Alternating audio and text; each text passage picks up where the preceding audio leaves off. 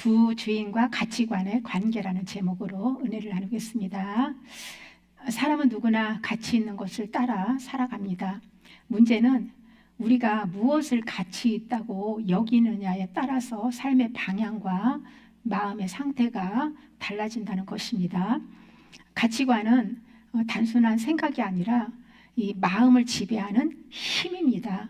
우리가 무엇을 귀하게 여기느냐에 따라서 우리의 선택이 달라지고 우리의 이 마음이 움직이고 우리의 인생이 흘러갑니다. 그래서 어떤 사람은 하나님을 중심으로 삼는 가치관 위에 삶을 세우고 또 어떤 사람은 알게 모르게 재물이 주인이 된 가치관 속에 살아갑니다. 그러나 두 주인을 동시에 섬길 수 없다는 예수님의 말씀처럼 가치관의 주인은 결국 우리 삶 전체의 주인이 됩니다. 오늘 우리는 잠시 있는 땅의 보물에 마음을 둘 것인지 아니면 영원한 하늘의 보물에 이 마음을 둘 것인지 선택해야 합니다. 오늘 나눌 말씀을 통해서 우리의 그 마음의 방향과 주인이 누구인지 다시 한번 진지하게 돌아보는 시간이 되기를 바랍니다. 마태복음 6장 24절 제가 선포합니다. 한 사람이 두 주인을 섬기지 못할 것이니 혹 이를 미워하고 저를 사랑하거나 혹 이를 중히 여기고 저를 경히 여김이라. 너희가 하나님과 재물을 겸하여 섬기지 못하느니라. 아멘. 이 말씀은 우리 마음의 구조를 정확하게 드러내주는 말씀인데요. 사람은 근본적으로 단 한 분의 주인만 섬기도록 만들어졌습니다. 그래서 우리 마음의 중심, 삶의 우선순위, 결정의 기준은 결국 한 방향으로 향하게 되어 있습니다. 예수님은 그 대상이 하나님인지 재물인지를 지금 묻고 계십니다. 여기서 말하는 주인은 내 삶을 지배하는 대상, 내가 가장 따르는 것이에요. 하나님이 주인이라는 말은 하나님이 내 삶을 이끄는 기준이고 내가 하나님을 가장 신뢰하고 따르는 상태예요. 재물이 주인이라는 말은 돈과 소유가 내 마음을 가장 움직이고 그것이 내 선택과 삶의 기준이 되는 상태입니다. 여기서 섬긴다는 것은 어떤 대상을 가장 중요하게 여기고 그 말에 따라서 움직이고 그 기준에 맞춰 사는 것을 의미합니다. 하나님을 주인으로 삼는다는 것은 내 시간, 재정, 관계의 우선순위, 두려움과 소망의 그 근원이 하나님께 있다는 뜻입니다. 그리고 재물이라는 그 재물이라고 번역된 이 만몬은 단순히 돈을 말하는 것이 아니고요. 돈을 신처럼 의지하고 추구하게 만드는 힘을 가리키는 영적 개념으로 쓰여졌습니다. 만몬은 물질의 그 마음을 붙잡히게 하고 끊임없는 비교와 불안을 만들어내서 영혼의 참 만족을 빼앗는 그 세상 신이자 마귀의 전략을 의미합니다. 재물은 하나님이 주신 도구일 뿐 결코 우리의 주인이 될 수 없죠. 그러나 우리가 재물의 마음을 빼앗기는 순간 그 틈을 통해서 사단이 역사한다는 것이죠. 마찬가지로 애정과 그 욕망에도요, 이 마음을 지나치게 거기에 빼앗기면 그 순간에 사단이 역사한다는 것이에요. 영의 세계는 하나님의 왕국과 사단의 왕국이 두 영역만 존재합니다. 우리가 하나님의 나라에 속해 있을 때는 그 물질을 목적이 아닌 도구로 자유롭게 사용할 수 있습니다. 그러나 물질에 집착하고 그것에 마음을 빼앗긴 채 살면 우리는 사단의 왕국에 속한 자가 돼서 마귀의 지배 아래 살게 되는 것이에요. 왜 우리가 하나님과 재물을 동시에 섬길 수 없을까요? 사람의 마음은 근본적으로 하나에만 헌신하도록 만들어졌기 때문이에요. 왜 두 주인을 섬기려고 하면 결국 하나는 사랑하고 또 다른 하나는 무시하게 된다는 것이죠. 둘이 똑같이 동시에 사랑할 수는 없어요.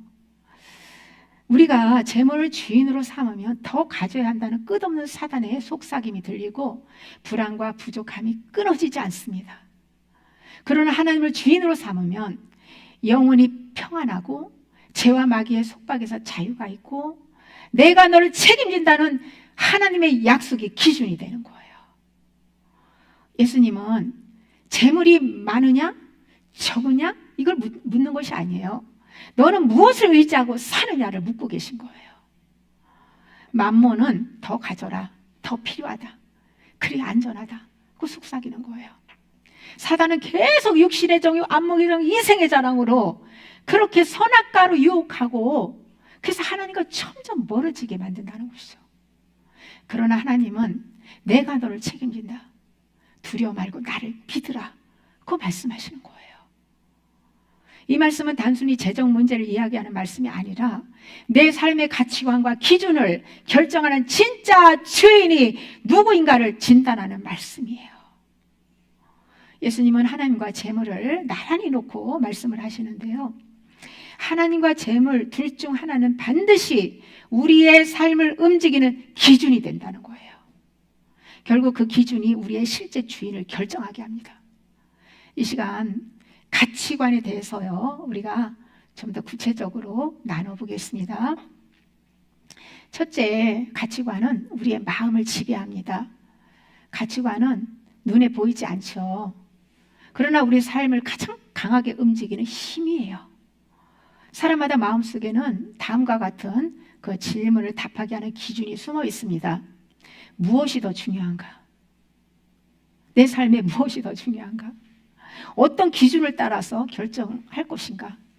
무엇을 잃으면 내가 가장 두려운가? 무엇을 추구해야 행복하다고 그렇게 느끼는가?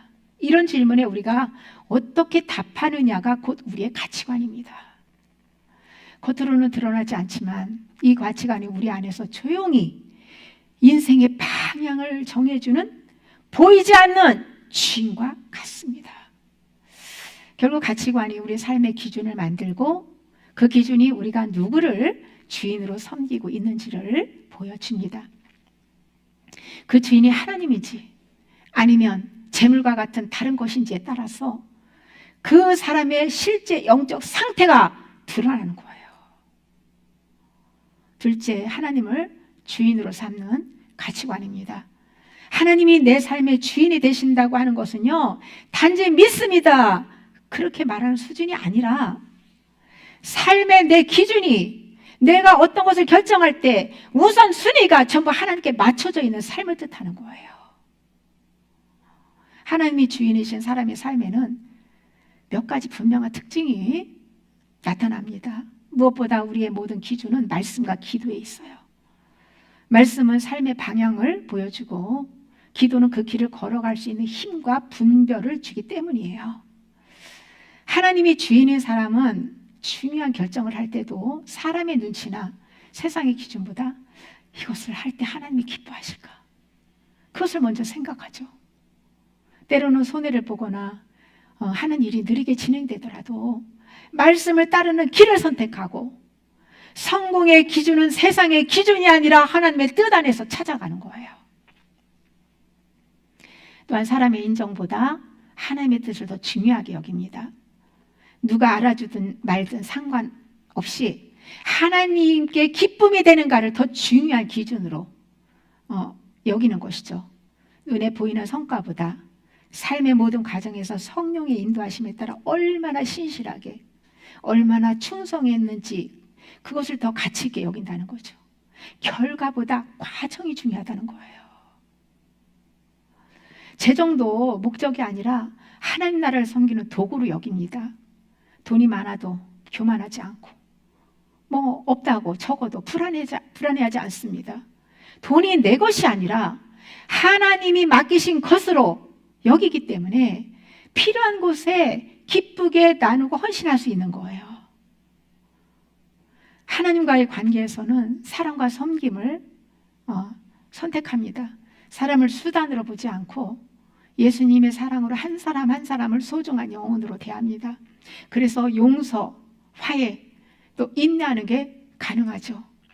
나에게 이익이 되는 사람만 찾지 않고 하나님께 사랑받는 자녀답게 배려하고 섬기려고 해요. 미래에 대해서도 두려움보다 하나님을 신뢰합니다. 미래가 불확실해도 영육간에 하나님이 책임지시다는 믿음이 마음을 지켜주는 거예요. 그래서 염려보다 믿음이 더 크게 자리 잡고 아무리 바빠도 예배드리고 기도하고 말씀 읽는 일을 우선으로 하는 삶을 선택하는 거예요. 바빠서 기도 못하고 바빠서 성경 못 읽고, 그건 다 내 중심이죠. 마지막으로 그리스도의 정체성은 하나님의 자녀라는 사실에서 나옵니다. 성취가 아니라 존재 자체가 가치가 있다고 믿기 때문에 실패해도 낙심하지 않습니다. 사람의 칭찬보다 하나님의 인정이 더 중요하기 때문이죠. 그래서 예배와 또 정직하고 섬김, 사랑, 이런 것들이 자연스럽게요, 돈보다도 앞서는 삶을 살게 되는 거예요. 우리는 하나님이 주인이신 가치관을 실제로 삶 속에서 실천할 때 하나님이 주인의 자리를 잡게 됩니다. 하나님을 주인으로 삼는 가치관은 우리의 생각, 결정, 관계, 미래, 돈, 일상 전체를 변화시켜요. 가치관이 변화돼야 돼요. 이 가치를 따라 믿음으로 살 때 우리는 세상 기준에 흔들리지 않고 하나님이 주시는 평안과 자유 속에서 살아갈 수 있습니다. 셋째, 재물이 주인이 된 가치관입니다. 오늘날 많은 성도들이 재물이 주인이 된 가치관 속에서 기복적인 신앙생활을 하고 있다고 해도 과하지 않습니다. 예배드리고 교회를 다니고 신앙 언어를 사용하기 때문에 겉으로는 티가 나지 않을 수 있어요. 그러나 삶의 중요한 결정을 어떤 기준으로 내리는가를 보면 마음의 주인은 금방 드러나는 것이죠. 하나님이 중심이 아니라 이익과 안정과 소유가 중심이 된 가치관을 가지고 있다면 우리의 생각과 선택 역시 자연스럽게 그 방향으로 흘러가게 되어 있는 것이죠. 이런 삶에서는 말씀이 아니라 이익이 먼저 기준이 됩니다. 이게 나에게 얼마나 이득이 되지? 라는 질문이 가장 먼저 떠오르는 거예요. 모든 일에 하나님의 뜻인가 보다, 얼마나 돈이 벌리는가가 더 중요한 것이죠. 그러한 기준으로 갖고 살기 때문에 늘 일상에서 막 그냥 머리가 빠르게 막 내게 유익이 되는지 손해가 되는지 막 빠르게 계산하고, 손해가 될 것 같으면 막 금방금방 그냥 포기해버리는 거예요. 하던 일도 포기하고 사람 관계도 끊어버리고. 성공도 재정적 성취로만 정의됩니다. 돈이 많으면 성공한 것이고 돈이 없으면 실패한 인생이라고 생각하는 것이죠. 연봉, 직급, 집, 차, 브랜드 같은 외적인 것들로 사람의 가치를 판단하고 이런 기준이 자신의 정체성까지 결정해버리는 거예요. 그래서 많이 벌면 자신의 가치가 높아진 것처럼 느끼고 물질에 조금만 흔들려도 자신의 가치까지 흔들리는 것처럼 불안해하는 거예요. 요즘 불안한 영들이 너무 많이 역사를 해요.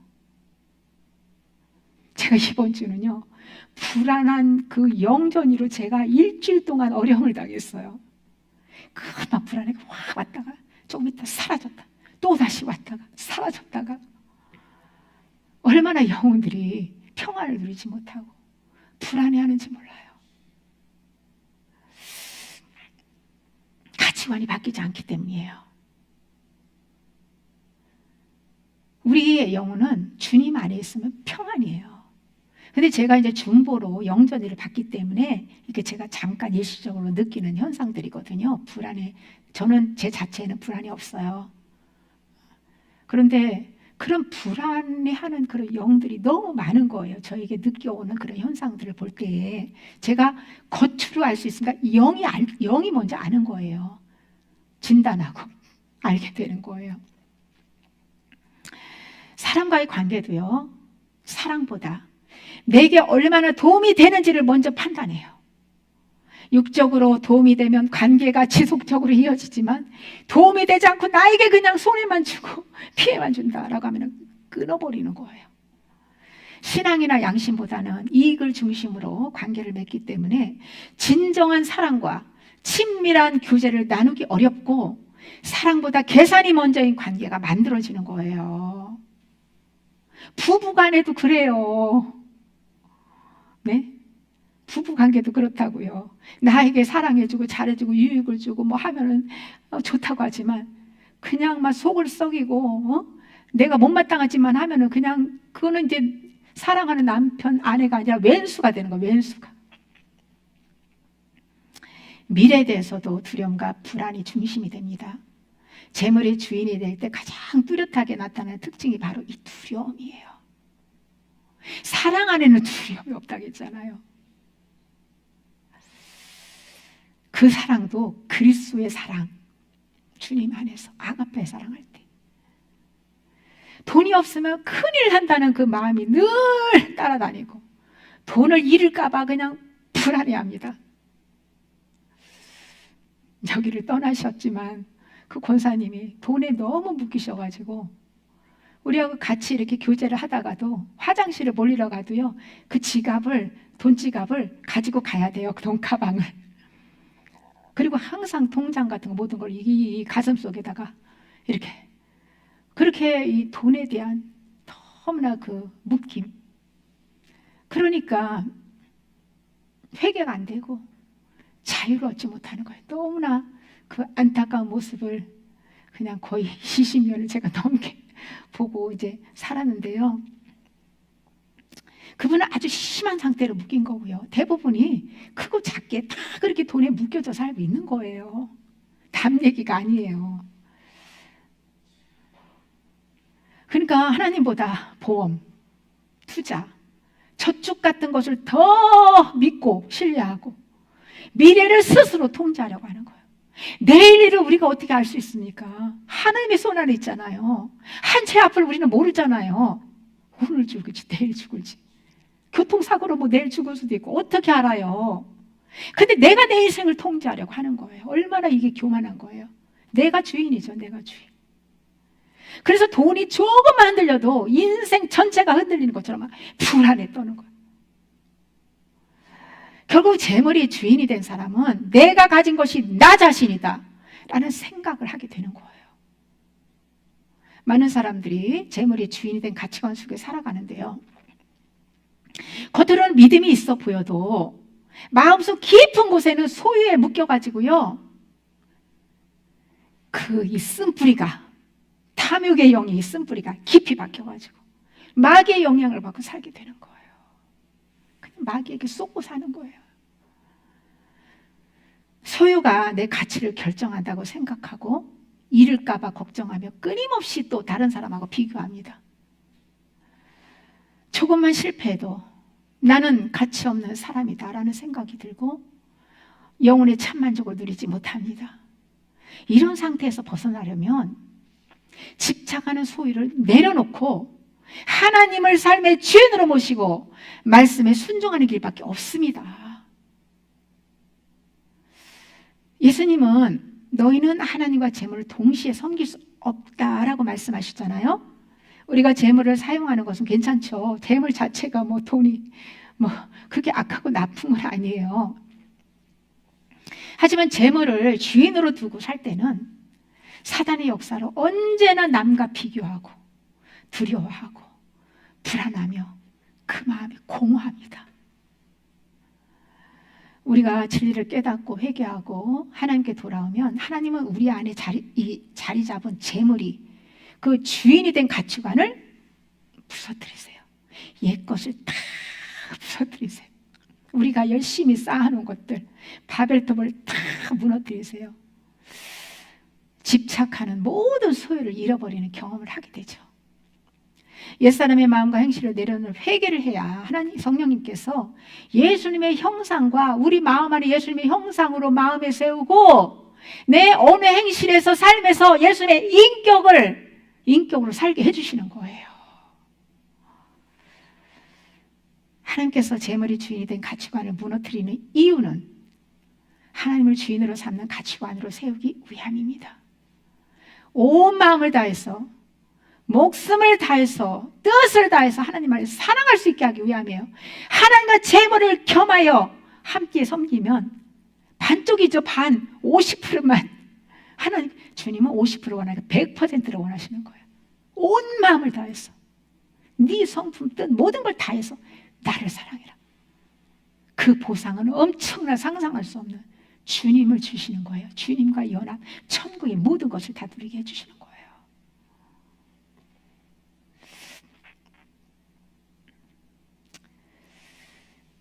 우리는 재물을 주인으로 섬기고 살아온 모든 것을 십자가 앞에 내려놓아야 합니다. 그래야 만왕의 왕이신 예수님께서 주인이 돼서 우리를 다스리고 복된 길로 인도하십니다. 넷째, 가치관의 주인이 곧 삶의 주인입니다.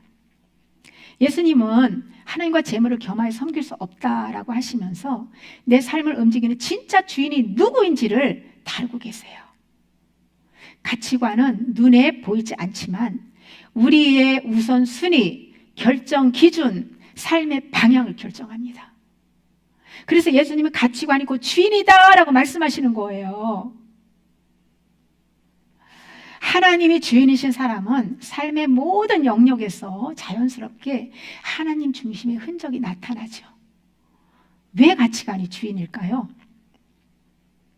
가치관의 결정 기준과 우선순위를 만들기 때문이에요.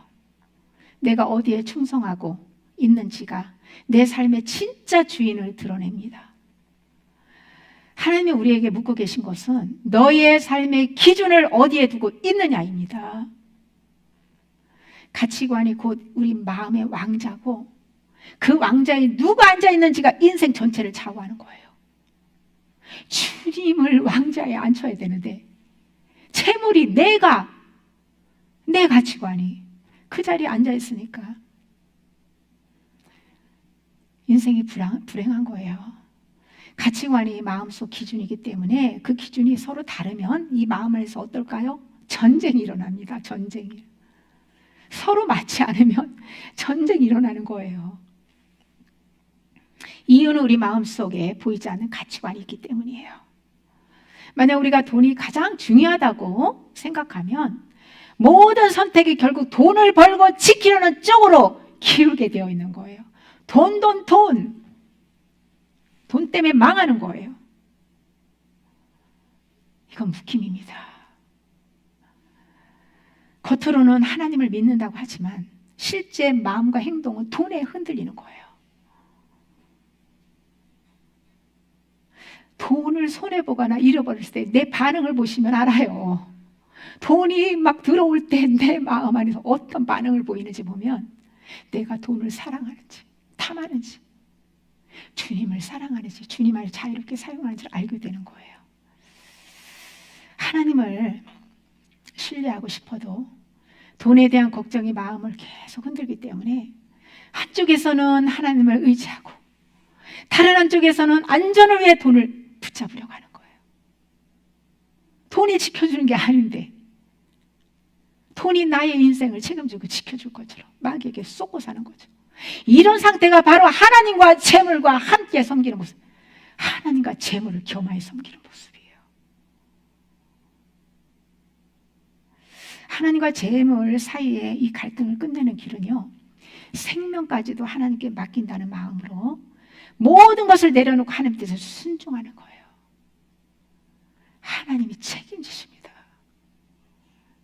저는요, 어떤 문제가 이제 이렇게 좀 어려운 문제가 딱 왔을 때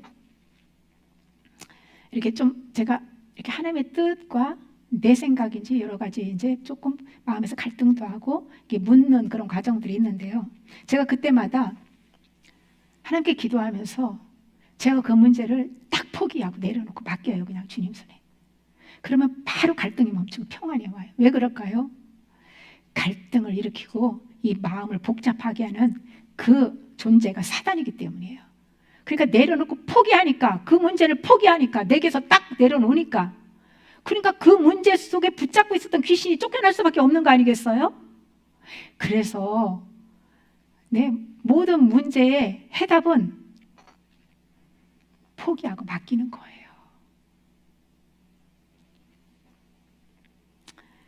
또한 사랑은 종종 희생을 요구하는데 잃는 것을 두려워하면 사랑을 실천하기 어렵죠. 이런 전쟁 때문에 주님이 주시는 평안과 자유를 누리지 못하는 것입니다. 평안은 마음의 우선순위가 분명할 때 옵니다. 내가 재물과 하나님과 왔다 갔다 막 갈등할 때 평안 없어요. 신앙이 삶의 중심이라면 그 선택과 감정이 그 기준을 따라 살아갈 때에 안녕을 얻게 되는 거예요. 안정을 얻게 될 때 그 안에 또 평안이 있는 것이죠. 그런데 가치관이 흔들린다. 그러면 사단의 역사로 그 선택할 때마다 갈등이 생기고 또 긴장과 불안이 계속되고, 그러니까 자유롭지 못한 거예요. 우리가 돈을 내려놓지 못하고 만몬을 따르는 순간 정욕과 욕망과 비교, 불안의 그런 영에 사로잡혀서 쉽게 죄에 넘어지죠. 겉으로는 평안하게 잘 사는 것 같지만은 그들 마음속에는요, 불안하고 영이 지치고 쇠약해져 가는 거예요. 이스라엘 백성의 우상을 버리지 않아가지고 멸망했던 것처럼 오늘날도 두 마음, 형식적인 신앙은 우리의 영혼을 서서히 죽게 만드는 거예요. 그러나 하나님을 주인으로 모시면 성령께서 우리의 마음을 다스리시고 평안과 자유를 주십니다. 욕망이 줄어들고 비교가 사라지고 불안이 약해지고 기쁨이 커지고 진짜 행복을 누리게 되는 거예요. 하나님은 우리 삶의 왕으로 다스리셔서 땅의 필요뿐만 아니라 영원한 생명과 참 만족을 보장하십니다. 이 세상에 믿을 수 있는 게 어디 있어요? 누구를 믿어요? 인생을 의지하지도 말라고 했어요. 우리가 믿을 수 있는 건 하나님밖에 없어요. 예수 그리스도만 진리예요. 전부 예수님 밖에서는 거짓입니다. 거짓. 쏟고 사는 거예요.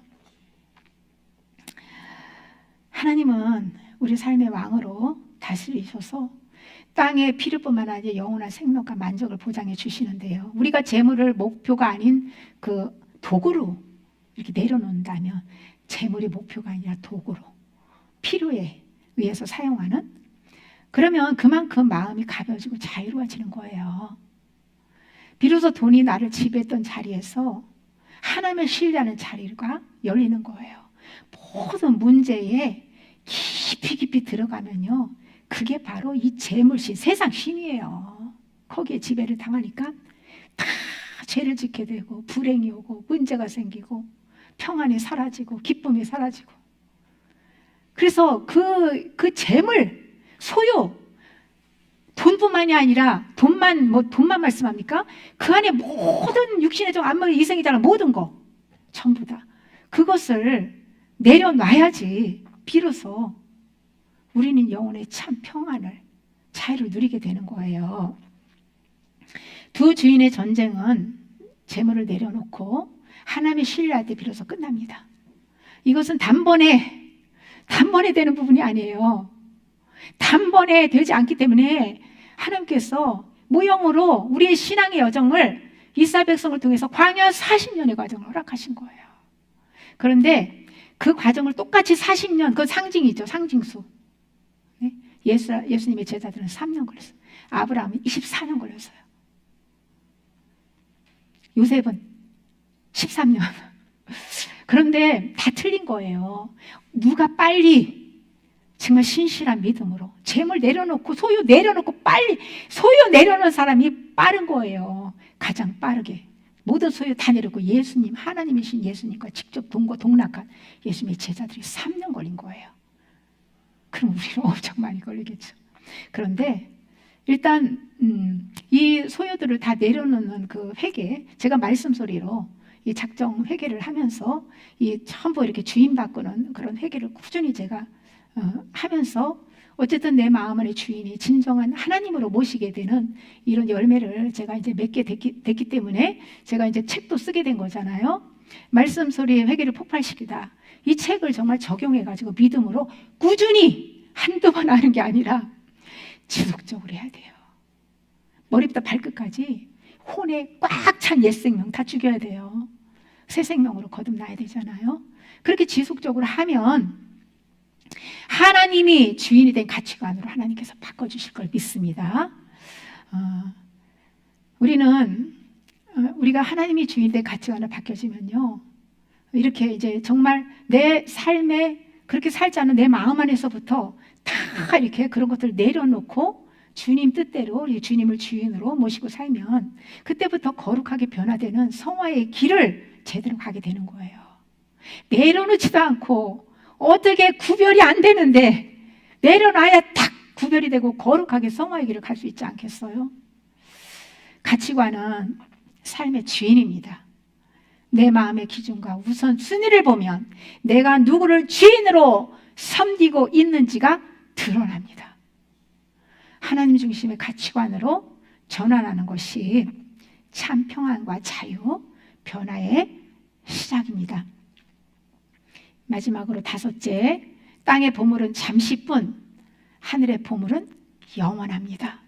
마태복음 6장 19절에서 21절입니다. 제가 선포합니다. 너희를 위하여 보물을 땅에 쌓아두지 말라. 거기는 좀과 동록이 하며 도둑이 구멍을 뚫고 도둑질하느니라. 오직 너희를 위하여 보물을 하늘에 쌓아두라. 거기는 좀이나 동록이 하지 못하며 도둑이 구멍을 뚫지도 못하고 도둑질도 못하느니라. 내 보물이 있는 그곳에는 내 마음도 있느니라. 아멘. 예수님께서는 땅의 보물을 쌓아두지 말라고 하세요. 돈, 명예, 성공, 모든 소유물처럼 세상에서 얻은 것들은요, 시간이 지나면 자연스럽게 다 없어지고 안전하지 않습니다. 좀이 먹고 녹이 쓸듯 상하고 도둑이 훔쳐가듯이 잃어버리기 쉽죠. 나를 위해서 열심히 모아둔 것은 결국 내가 마음껏 나를 위해서 쓰고 누리지 못하고 다른 곳으로 다 새어나가는 거예요. 헛수고를 하게 되는 거죠. 눈에 보이지 않는 영들이 역사에서 다 잃어버리는 것들이 너무 많죠. 그래서 땅의 보물에만 마음을 두고 살면 영혼은 점점 가난해지고 영이 부자가 돼야 되는 거예요. 육이 부자가 아니라 영혼이 부자가 돼야 되는 거예요. 내려놓을수록 부유해지는 거예요, 영혼은. 그래서 천국에 상급도 쌓지 못하고 이렇게 땅의 보물에 마음을 두고 살면 불행한 인생을 마치게 되는 거예요. 과연 두 주인을 섬기다가 과연 구원까지 잃게 될 수 있는 거예요. 그러나 영원토록 변함없는 하늘의 보물은 누굽니까? 예수 그리스도잖아요. 예수 그리스도를 사랑하는 마음 안에서 성령으로 행한 모든 마음과 행위는 영원한 가치가 있고 하나님은 그것을 다 기억하시고 반드시 상급으로 갚아주십니다. 하늘의 보물은 사라지지 않고 어떤 존재도 그것을 훼손하거나 빼앗을 수가 없는 거예요. 이 땅이나 마귀가 있지 천국에는 마귀가 없잖아요. 사람의 마음은 결국 자신이 보물이라고 여기는 것을 따라가게 돼 있어요. 예수님을 보물 여기기 때문에 집사님이 창영에서 1시간을 차로 여기까지 예배드리러 매주마다 나오시는 거잖아요. 그죠? 네. 돈을 가장 소중하게 여기면 마음은 돈에 묶이고 자녀가 보물이라고 이렇게 여기면 그 마음이 자녀에게 붙잡히는 거예요. 세상을 사랑하면 세상의 기준에 묶이게 되는 거예요. 이렇게 마음이 하나님보다 다른 것에 묶이는 상태가 바로 성경에서 우상숭배라고 하겠어요. 탐심은 우상숭배다. 그래서 예수님은 내 보물이 있는 그곳에 내 마음이 있다라고 말씀하신 거예요. 예수님만 우리의 보물이 되어야 될 줄 믿습니다. 네. 그런데 보물을 잘못 설정을 하면 마음이 세상에 묶여서 염려와 욕심, 비교와 불안 가운데 살게 돼요. 우리가 세상의 영에 붙잡히면 하나님 나라의 기쁨을 누릴 수 없고 자유도 잃어버립니다. 그러나 모든 것을 주님 앞에 내려놓고 예수님을 가장 소중한 보물로 여기면 마음이 하늘을 향하게 되어 있는 거예요. 주님께 집중할 수 있는 거예요. 예수님을 사랑하고 예수님 안에서 살아갈 때 우리는 천국의 기쁨과 자유를 이 땅에서도 경험하게 되는 거예요. 하늘의 보물은 결국 하나님과의 관계가 진짜인지 우리가 누구를 위해 살고 있는지를 드러내는 증거입니다. 성령 안에서 믿음으로 행하는 사랑, 자비, 용서, 순종, 섬김, 정직, 예배, 헌신 같은 그런 삶은 모두 하늘에 쌓이는 보물이에요. 예수님 안에서 성령으로 행한 모든 것들은 천국의 상급으로 쌓입니다. 천국의 상급을 쌓은 만큼 이 영혼이 부유하고요. 하나님의 육신의 것에서도 하나님의 필요에 따라 채워주시고 자유케 해주시는 거예요. 썩어 없어질 그 땅에 심는 것은요, 믿음이 없고 어리석고 미련한 그런 삶이에요. 그러나 우리가 믿음이 있고 하나님의 지혜가 있다면 우리의 모든 삶은 하늘에 저축해야 합니다.